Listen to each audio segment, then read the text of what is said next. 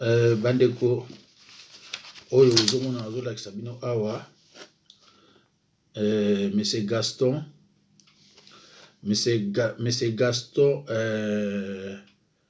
Kambwa, conseiller principal et gouverneur de la banque BCC, serait trouvé mort à sa domicile. Alors, cette mort subite suscite plusieurs questions après le conseiller Bilomba ait exposé les extraits bancaires de la BCC qui révèlent les détournements de fonds. Bandeko, nakisasa eza blague te. Ndeko oyo auti kokufa kaka mpona bakamba bafoi de mbongo wana balingi ba vérité bima te. Mais suka nango bandeko ekobima kaka. Liwa ekomi eloko pamba na mboka wana. Voilà. Bandeko nanga nasepelaki mingi namoni ndeko moko akorige nga alobi semblerait nga nalobaka bino mutu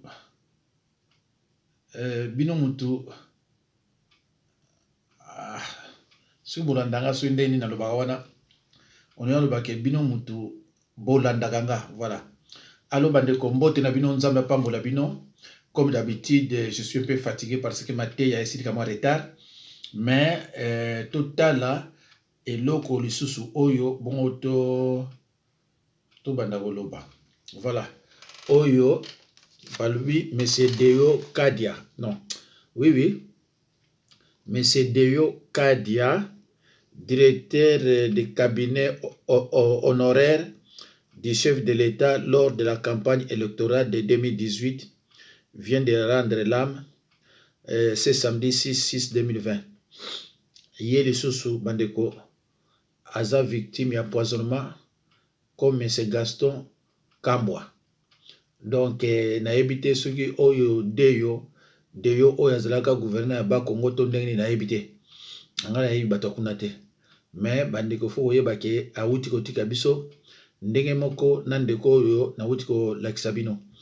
Donc bandeko na kisasa bato bazana likambo ya kimoyiba mbongo baza ebele do liwa ezo koya kuna ndenge osakana te.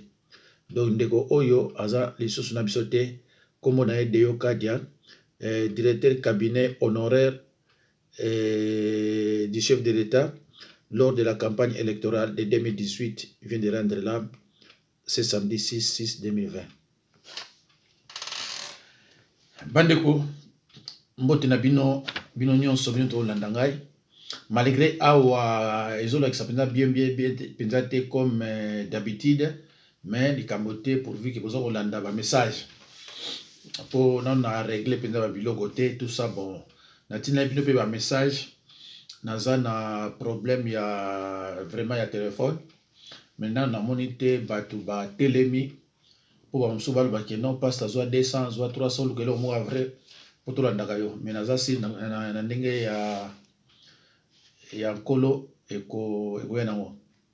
Alors bandeko thème nanga ya lelo awa ezanini à plusieurs reprises Tshilombo a été cité par Vital Kamerhe, son ancien directeur du cabinet, comme auteur des instructions inconstitutionnelles et illégales.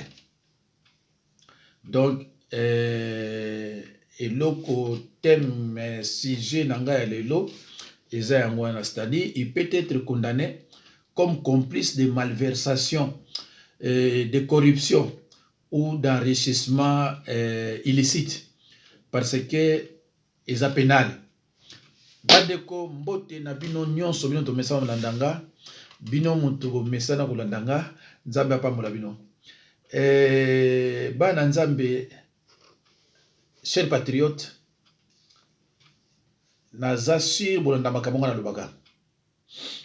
Na lobaka na bino pasi nyonso koyela Tshilombo un jour c'est Kamerhe. Boki na bino musika te. Pasi oyo koyela Kamerhe un jour Tshilombo c'est Kamerhe. Et non mutu mususu te.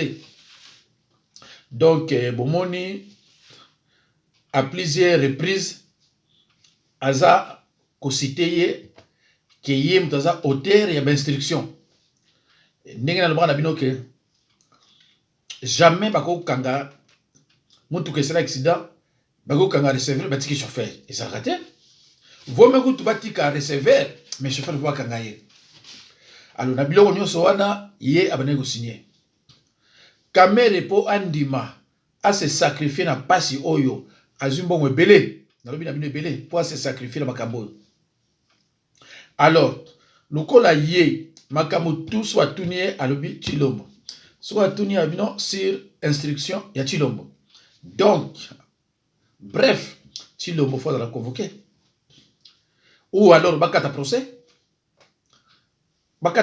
bakondamne pe Kamere te pour condamner Kamere pour afana na prison il faut obligatoirement Tshilombo aleka na bar soit aleki na bar te bosa ndeni bokanga pour bokanga nani pourquoi alors bandeko na ngai nayebisaki bino mpe naza korepete yango lere nyonso Tshilombo akotaki na ye kaka bikotela donc bato basi baprépara bamakambo na bango ye ayebi te mbala moko ake kokota nazozwa awa babinanga Marcelin Bilomba Mbala a dit la vérité. Le montant réel était en effet de 66 millions 700 000 dollars, contrairement aux 57 millions annoncés et déclarés.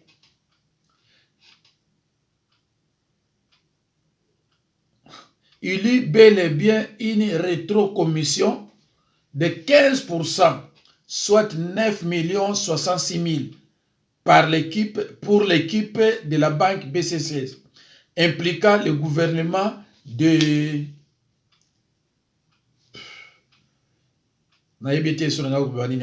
Les 57 millions, c'est l'argent qui est sorti officiellement pour donner à des Jamal, voilà. Donc, montant total global, Oyo bimiseki na banque, ezaki 66 millions 700. Oyo, Tshilombo, alobilaki likambo rétro commission. Alors, yango na moni babandi ko boma batu, et pas ba preuve zali, pona emonana te. Alors, a priori, Tshilombo a reconnu déjà en Akati à Belgique que ezalaki rétro commission basé en droit pas illégal mais pas légal. Bon, or namboka na biso pesa légalité eza illégal. Donc Tshilombo sa ndimaki na yeke bango bazoki mbongo wana pe basalaki nango. Vous savez, il y a une forme de corruption par exemple quand on reçoit au Congo voilà. Donc awa Tshilombo andimaka na yeke ezalaki mbongo oyo basozwaki na ndengo wana voilà, ok. Sous d'autres yeux, c'est... Mais comment? Pourquoi ils ont élaboré?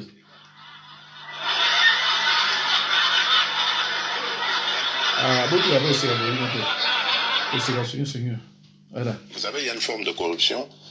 Par exemple, quand on reçoit au Congo des rétro-commissions d'une affaire, sous d'autres yeux, c'est illégal. Mais au Congo, c'est légal.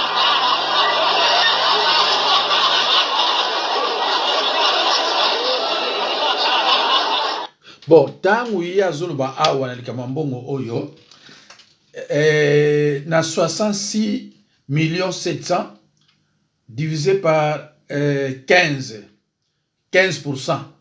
Donc, oyo batu bateka bandako bazoka 10%, bango awa eza 15%. Alors, lui Tshilombo a reconnu, il a reconnu que mbongo wana bango bazwa kiango. Bon, or, na monde atier, mbongo wana ezalaka jamais légal, ezalaka toujours illégal. Bon, tribunal, cour constitutionnelle a dit que c'est illégal. Parce que le mbongo wana, tant que on a caméra banani Kabila zana été. Donc, na minute zoloba, caméra azumuna neti Kabila lâché parce que makambo ngo ngeso bimila caméra ndima ite ko zalande ngwana. Caméra aina ile kutu teke ko zalande ngwana. mais lelo ekomi ndenge wana Kabila asanaka na ye te. Kabila aza na esengo ya kamere te. Pourquoi? Bango na kana bango balobaka te. Bango na kana bango baza bato moko bagardaka batia kadena na mnoko. Siko kamere akozwa mwasi moko oyo ya ba musicien. Or na milieu ba musicien balobaka trop. Donc à cause de la sécurité. Donc une fois il y a quelque chose qui se passe entre eux et cette femme là peut aller la divulguer. À qui peut abimisi yango tu vas comprendre. Alors Kabila bilo wana linga ngote. Yango no moni ba kozwaki na ni magie ari ba ko fandi sa na prison akelo bila kuna. Parce que Kabila solo ba minga ligote. Alors ndenge pe caméra yake akomi ko loba natali kutu elo mona chakia wa ndenge ba binaki na mwasi na ye. Mais balongoli yango bango vraiment balongoli yango et ça la société. Ndanga la kisabina on solelo mais ba so pe ça mona. Donc bande ko ngai makambo ezana kini ya kosakana te. Donc pour na kanambe akoki na épée parce que aza déjà bien akoki ko se débarrasser na Chilombo a se débarrasser de na caméra. Mais caméra ko se débarrasser na ye aux andinga ya Chilombo te. Ezali ki akovanda na Rwanda ou bien akovanda quelque part na bambongo na ye. Donc bande ko ngai ndenge procès o kendila. Eza biloko basalaki déjà na plan B ke ekozala boye. Chilombo ayeba kite ndenge bakongo balobaka ki yendi kwenda nga donc akendila ki ndenge wana. Siko ndenge na zolo bana bino boye Chilombo azotoka. Azola la pongi penza ya malamu te. Mama Mardi pe azola la pe pongi ya malamu te. Garçon nani soki pasteur Gili na Claude soki mori benga. Kalate bakozo même du boma. Parce que jusqu'à présent l'autre là il essaie de comprendre l'autre là qui Paul Moubenga soki Claude Moubenga. Mais oyo ya mungala nani soki pasteur ya lokoto nani soki Gilis. Lui, il ne comprend rien. Jusqu'à présent, il ne comprend rien. Mais il comprendra. Bandeko, tout la nige zokende. Ngana vasaka bino déjà vanga bia, luka bakangi mutu oyo. Mutu oyo, ba vise yete. Bazo vise de Chilombo. Piège mususu zali, ndenge basomi saka ye diplôme. Chilombo, tant wado kene, ba wano bisele ba dossier moko. Kamere, c'est un homme très intelligent, c'est un professeur. Akoko lingate mutana ba niveau na ba 3e so 4e année azala mukonzi na ye. Donc ayebi ke na niveau wana soka lobi na ye boye a utiliser comme terme moko boye académique, tu ne vas comprendre na ngote ako signer. Et tango ako signer sans que yaye ba ka koti. Parce que na ba document wana nyoso ba mbongo ebimi. Vous ne trouverez jamais la signature de Kamere. Ceux qui vont trouver signature, vont trouver la signature de Mususu, mais il y a Chilombo. Mais il y a Kamere, on ne retrouve jamais. Donc, ceux qui balobi awawa, que y aza auteur comme auteur des instructions inconstitutionnelles et illégales. Déjà, Nabiloko yo. À plusieurs reprises, Chilombo a été cité par Vital Kamerhe, son ancien directeur du cabinet, comme auteur des instructions inconstitutionnelles et illégales. Donc, il y a eu des malversations financières. Donc, c'est pénal. Alors, ce qui est pénal, pas ce qui est pénal. C'est pénal. Pourquoi c'est pénal? Chilombo Bakangaï. Oyo tu as ni kanambe avant de peut-être conseil à la gagner sur l'équipe. Donc oyo pas si congolais ça au monde c'est Kamere. Bazo mutu kwa mayele ba conseil na terrain aibi lingala aibi Congo aibi Swahili aibi Chiluba aibi la nyonso mboka na biso. Donc aibi peuple nyonso asandenge nini. Aibi ki bako bomaka biso retour des athées. Aibi ki résistance oyo abiso bayoka sango. Eza résistance à l'eau sur badeso. Kamere bien. Kamera a dit que résistance au bino yoka ko na poto résistance eza ya loso na badeso e ko tika ko sala rien pe ko sala rien Kamera a bien pe sala rien voilà donc na kini résistance a été résistance ça a on a poto na ba vidéo donc yo ça le côté bande ko na Donc, vraiment, Mpangi, boye bake, Chilo moningezo kende laka, boyo wake, convoqué, so convoqué, boye déjà qui départ. Donc, béton, tokota lango soki eza ndenge nini. Tala bato batiaki une erreur, o penza batiaki une erreur bangoyo. O batiaki une erreur. Omoni? Bato batiaki Chilo mbona erreur bangoyo. C'est là. Tala le ya muto yo mona nawa. Voilà, tala. Omoni bato batiaki une erreur. Bangoyo. Ba faux pasteur. Alors bandeko na lukelo moko na koki kotiela bino ya mutu moko azolobaka mwa boyoka ye. Moi, c'est 60 millions. Mais les Européens qui sont en partenariat avec la GECAMINE ont gagné combien de milliards? Si c'est un Congolais qui gagne 60 millions, d'abord 60 millions, c'est quoi? Ah, bandeko. N'aimez pas boyoka mo bien, hein? Moi, c'est 60 millions. Mais les Européens qui sont en partenariat avec la GECAMINE ont gagné combien de milliards? Si c'est un Congolais qui gagne 60 millions, d'abord 60 millions, c'est quoi? D'accord. Donc, il y a à reconnaître que Nabama Kambouana, ba match babetaka, azona 60 millions. Mais Azako loba bien que 60 millions, c'est quoi pour un Congolais? Alors, biba oyo wana, ba partenaire wana obazwaka, eza koleka 60 millions. Et bon, on a 60 millions attaque Congolais. C'est quoi? Ndeko, yaka na France awa, okomona ba entreprise mususu basala ngo na ba 100 000 euros. C'est pas de millions. Hein. Au moins, entreprise moko boye, ils ont un capital à 100 000, il y a 100 000 euros. Mususu 500 000 euros. Mais là-bas, on parle de 60 millions. Qu'est-ce que ça n'a rien? Ah, pas de couilles. Il y a ma mingue. 60 millions, ça n'a rien. Ah, mais il y a une caméra à 9 millions. Ba oyo nyonso yo. Ba Zambie oyo. Ba Kamere. Ba Kanambe. Ba nyonso ça groupe moko na ba mbongo ebele. À l'école chez nous, il n'y a plus de bancs. Baba Izate. Baba Izate. Au bas de la classe. Mais t'as la bataille de Bazokende, Ko Luka, Kozo Bambongo, et Bele. Ah, Nzambizamawa. Deni peuple Nabiso, a on n'a pas cité. Alors, bande goebi que famille moko bakunda bakufa ina kisasa, et c'est un scandale. Mais balobela ngo pesate. Alors, il y a passé. Botala kabe bango. Je ne sais pas si va conduire bango lelo.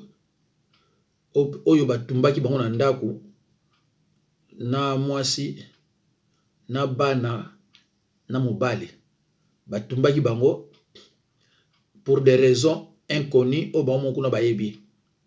Voilà bandeko na ngai. Donc na kisasa kuna liwa eloko pamba bakoti la bango peza na ndako batumba bango. Mais comme si rien n'était hein. Or awa liwa kaka ya mutu moko les États-Unis. Ah mais foyoka. Mais pas biso batoso kufa boye rien. Tozo na biselo komote. Tozo ba vidéo te que président de la République obonyo olubaka aleki alubi boye elo moizate. Ndeko na ngeza mawa kaka bato baza kokufa. C'est triste bandeko na ngai. Butu moyi bato baza kokufa. Ya passé. Où va l'argent du passeport?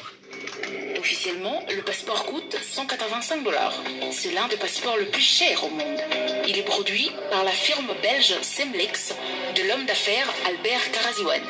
Mais en réalité, il coûte bien plus. À l'ambassade à Washington, il coûte 255 $ et à Bruxelles, il coûte 300 €. À Kinshasa, il en faut généralement 250 $ pour s'en acheter un. Où va donc cet argent? En 2015, le gouvernement congolais et Semlex se mettent d'accord sur le prix de 185 $ et sur les règles de partage de cet argent. 65 $ pour le gouvernement congolais qui doit mettre à disposition son personnel, 48 $ pour Semlex qui doit mettre l'argent et les machines, 12 $ pour Mantenga, une société connectée à Emmanuel Adrupiako, l'assistant financier de Joseph Kabila. 60 $ vont à LRPS, une autre société écran qui appartiendrait à la sœur de Joseph Kabila, Maki Makolo Ngoy. Résumons. Sur le 185 $, un tiers va au Congo, moins d'un tiers va à Semlex et plus d'un tiers va vers 2 sociétés suspectes qui semblent liées à l'ancien président de la République. Au total, au moins 600 000 passeports ont pu être vendus. La famille Kabila aurait ainsi empoché au moins 36 millions de dollars. 36 millions, c'est plus de 100 écoles. 36 millions, c'est le salaire de 12 500 enseignants pendant un an. 36 millions, c'est 3 masques de protection contre le Covid-19 par quinoa. Le contrat pour le passeport expire le 10 juin 2020. Il y a urgence. Le gouvernement doit mettre fin à ce contrat et réduire le prix du passeport. Il doit allouer le nouveau contrat de manière transparente. Ceci est une promesse électorale de Félix Tshisekedi. Il est temps que la justice enquête sur cette affaire. Encourageons-la. Allez sur le site www.corruptiontue.org et joignez-vous à notre initiative en portant plainte. Le Congo n'est pas à vendre. Bandeko, na banzi bozoyoka na basera bakabila baza na société et société musu na zwaki awa égal société ya Olive ezanga pona ba vivre frais. Olive aza na société bango nyonso kuna baza ba société na notaki yango hein. Donc ce qu'il faut vraiment état de droit. Donc Olive faut les kana nani kanambe faut les kana mais to yebite so ba les kana nous puissions faire notre petite analyse au regard de la clôture de l'instruction vendredi dernier. Oui, nous y sommes. Après l'instruction, vous avez dit les premières observations. À la première audience, Kamere procède par une stratégie de défense des négations, des dénégations. Il ne connaît pas Jamal ne le connaît pas. Mais lors du témoignage de l'ancien ministre d'État, ministre du Budget, Kangoudia, qui a trouvé Jamal dans le bureau de Kamere dans la salle d'attente, Jamal dit qu'il a reçu et Kamere dit qu'il a reçu. Donc vous comprendrez qui ment à qui et pour quel intérêt. Et Jamal qui pouvait, même pendant le Ramadan, déclarer qu'il n'a jamais vu Kamere. Mais quelle est cette irresponsabilité-là? De confier un grand marché donc à un fournisseur, à un prestataire qui n'a jamais été ni avec les coordonnateurs, l'ordonnateur délégué, celui qui a mis les fonds à la disposition de Mouima à travers le ministre, le député John Toumba, son beau-frère, et donc il ne l'a jamais vu. Une stratégie de dénégation. À la deuxième audience, qu'est-ce qui arrive avec toutes les gesticulations qui ont conduit à la mort, n'est-ce pas, du juge président Raphaël Yanni, paix à son âme, le soleil continuera à briller sur la RDC parce que vous avez été un martyr de la justice. À la troisième audience, vous avez vu quand les témoins ont commencé à passer, Bitakwira a bien dit que l'avenant qu'il avait transmis au directeur général de la Direction générale des contrôles de marchés publics, il n'avait jamais trouvé d'autorisation. Mais sur base de quoi? Et cet avenant est transmis en mai, alors que Jamal bénéficie déjà de son argent au mois de mars 2019. Et au mois de mars 2019, au mois d'avril 2019, les mouvements des comptes bancaires dans les comptes de Madame Chatur augmentent à plus d'1 million de dollars. Quelle est cette coïncidence-là? Et au mois de mai, les comités de suivi dont il est question, les comités de supervision, est mis en place au mois de juin. On veut se moquer de qui? Et qu'est-ce que la loi dit? J'avais désiré lire cette loi. L'article 43 de la loi relative au marché public dit qu'on ne peut pas accorder un marché public, n'est-ce pas, à un prestataire qui n'a ni expérience ni expertise dans les secteurs et qui ne se soumet pas au contrôle. Mais on accorde ce marché de gré à gré. On viole les seuils. On viole tout ce qui est relatif à la loi. Et comment définit-on les détournements? C'est toute approbation pour les dépenses en violation des instructions en vigueur ou en en violation de la loi. C'est ça le détournement. Mais moi, je ne sais pas là où on cherche l'élément matériel. Quand on peut prendre, écoutez, Jamal avec son entreprise Samibo a pris l'argent, 57 millions de dollars. Je ne veux pas entrer dans les considérations de Marcelin Bilomba. Je ne veux pas entrer dans ça. Il a pris 57 millions de dollars. Et 57 millions de dollars, le ministre des Finances, M. Yav, a dit que les exonérations ont été données. Mais alors, d'où vient qu'on prenne 1 million de dollars pour que M. Ntoumba puisse se promener avec des mallettes, s'il vous plaît, avec des mallettes, des millions de dollars? C'est comme s'il n'existe pas de banque dans ce pays ici. On part avec jusqu'à Matadi, on remet à Mouyima, et Mouyima va partir avec à Dar es Salaam. La présence de la République transformée pratiquement en agence sans douane. Et non. Jamal dit qu'il a donné une parcelle à Massaro. Massaro dit qu'il a acheté. Et on dit non, c'est sur le rabais. Non, ce n'est pas là-bas. C'est la parcelle où Jamal et sa famille habitent. Je suis marié. Moi, j'ai 5 enfants. Et on me fait un cadeau. Comme mon ami Asselme Bikao, qui est à Paris là, me fait un cadeau. Je vais comme ça, non, je suis pressé. Et je vais sortir le nom du fils ou de la fille du musicien Kofi Olomide. Non. Vous prenez les Congolais pour qui, s'il vous plaît? Vous prenez les Congolais pour qui? Et un mariage, celui d'un prince, non? D'un roi qui peut produire 1 million de dollars américains de cadeaux. 4 jeeps. Et contre quoi on peut offrir tous ces cadeaux-là? Non, à un moment donné, on doit être sérieux. On doit aimer ce pays. On n'en a pas un autre. Il y a des gens qui vous meurent dans ce pays à cause d'un comprimé de 500 francs. Allez à Ngaliema. Allez à Mama Yemo. La dernière fois, je suis allé juste pour visiter quelques malades de moto. Et j'ai trouvé les gens qui me disaient, ne fût-ce que 5 000 francs, on n'en a pas, même pour manger. Mais vous pouvez trimballer avec de l'argent du contribuable congolais. Comme ça, des millions de dollars. Et vous dites que Marcelin est orgueilleux. Oui, mais on a compris, c'est du népotisme à la présidence. Nous avons condamné la composition du cabinet du président de la République. Comment pouvez-vous prendre la communication, vous remettez à votre directeur de cabinet, à un moment donné? La com qui vous vend. Et à la presse là, vous prenez un caméraman, vous lui confiez la direction des efforts et vous lui donnez quel adjoint? Un expert, un professionnel, mais qui soit penchant du directeur de cabinet. Mais vous voulez quoi? Vous voulez que vous soyez vendu, que vous soyez noyé, M. Félix Antoine Tshisekedi? Mais revoyez un peu les choses, s'il vous plaît. Aujourd'hui, c'est visible à l'œil nu que vous avez eu un mauvais entourage. J'admire le professeur Kassongo Mayamba, mais qu'est-ce qu'il connaît de la réalité de Kinshasa? Combien dans ses relations, qui est-ce qu'il a pour développer une communication de vous-même ici à Kinshasa? Sans rancune. Au revoir.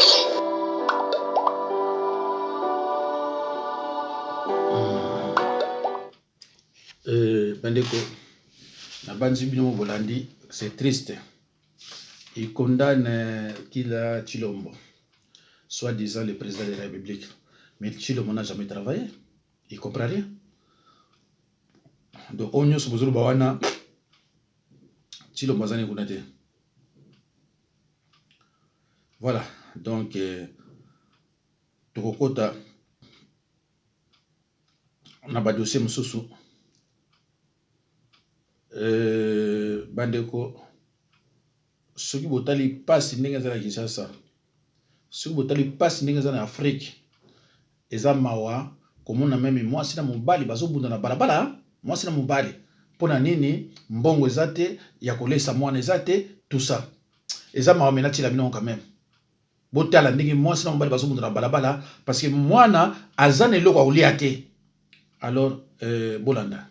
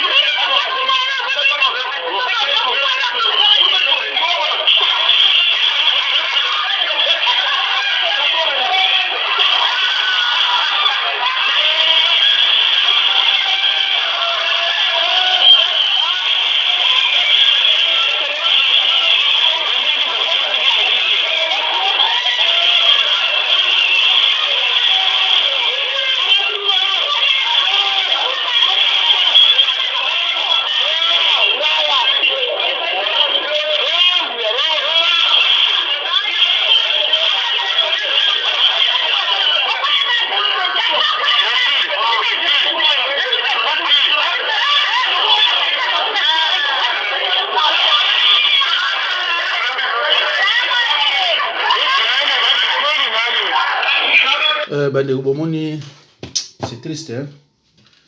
En Afrique, pas na biso. Moi, si kolanda mobali na balabala, eloko pe akolia yalite, ale bitumba. Bitumba pona nini, pona eloko akolia, niveau ya koloko akolia. Allo bandeko, eza vraiment pasi pona biso, banois, tout ça.